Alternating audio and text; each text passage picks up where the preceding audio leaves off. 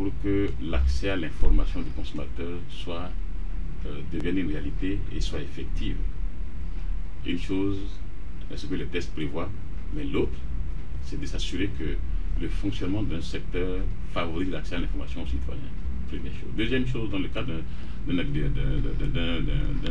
activité qui consiste à offrir du service aux consommateurs, il faut s'assurer également sur les interdits en matière de transport de biens,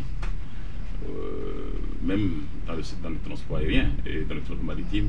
Ce n'est pas tout objet qu'une compagnie est autorisée à transporter. Il y a une liste d'objets.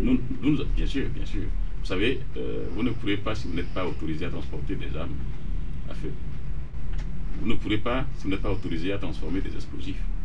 Vous ne pourrez pas, si vous n'êtes pas autorisé à transporter du carburant dans les bacs, dans les soutes d'un bus.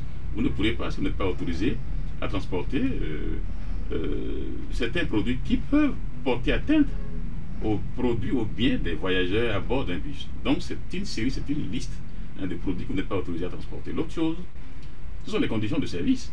Le consommateur veut savoir si les conditions d'offre de service sont connues et sont encadrées. Dans le cas qui définit les conditions d'offre de service en termes de biens à pouvoir ou dont vous avez le droit de transporter, en encadrant les tarifs que vous proposez et en encadrant également le système d'information des consommateurs afin que le service que le consommateur achète soit un service qu'il achète en toute responsabilité.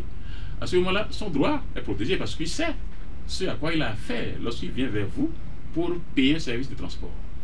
Quand je dis transport de biens dans le secteur postal. Parce que le secteur postal, ce n'est pas que des courriers. Ce n'est pas que des courriers. Il y a des courriers qui comportent d'autres objets. Mais c'est aussi à ce niveau-là encadré par la réglementation.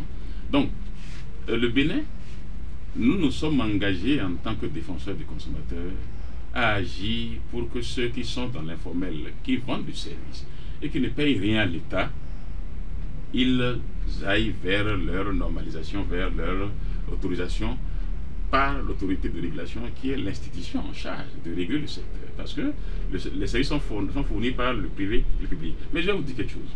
Lorsqu'on parle du service postal universel qui est confié à la Poste du Bénin, c'est simplement une manière de donner une prérogative à la Poste du Bénin que les autres n'ont pas.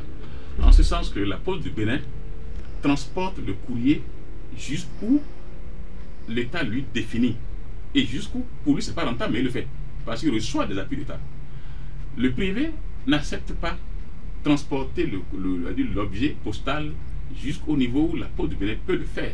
Donc c'est la différence entre les deux. C'est pourquoi les prix du public sont inférieurs aux prix du privé par rapport à l'exemple de